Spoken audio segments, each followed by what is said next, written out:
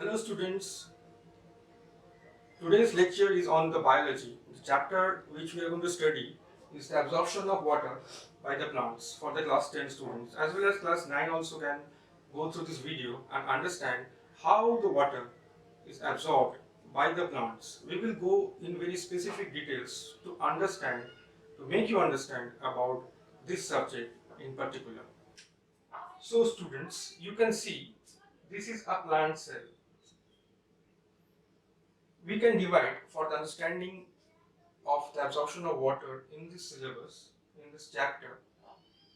So students, we will divide this plant cell into three major parts for understanding of this chapter. The first part is the cell wall. This outer layer is the cell wall. The second is the protoplast. Protoplast contains two things, the plasma membrane and the protoplasm.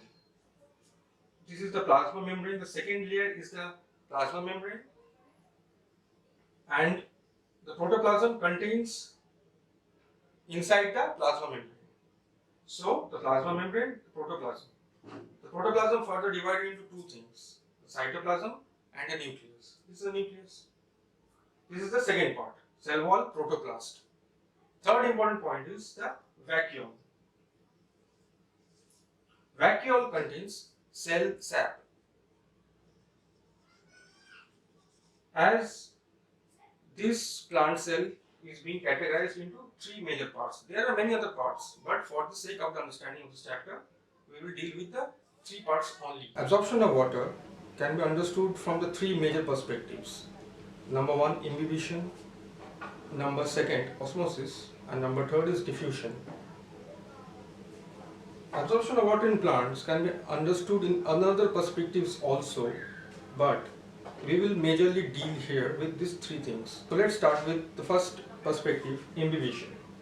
Imbibition, as in the whiteboard, it is suggested that it is the process of adsorption of water by the particles of the solid substances that do not dissolve in water. No solution is formed. What is adsorption? Adsorption is a surface phenomenon.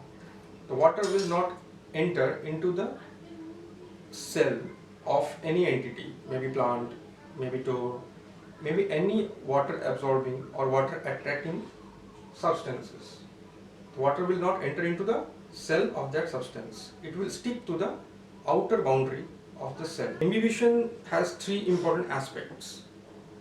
The first aspect is the change in the volume. Change in the volume of the system. And water is being adsorbed, not absorbed. Adsorbed. The water is being adsorbed and there is a change in the volume due to the adsorption of water.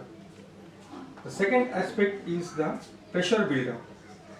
Pressure buildup.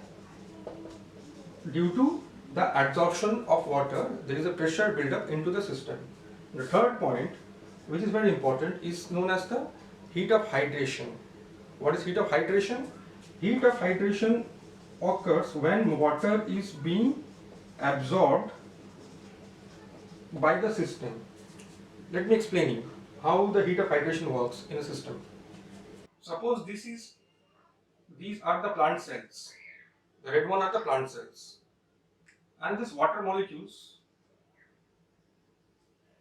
get stuck on the surfaces of these cells. You can say maybe in a door, when in the winter season, when the door absorbs water, it swells and the door gets jammed.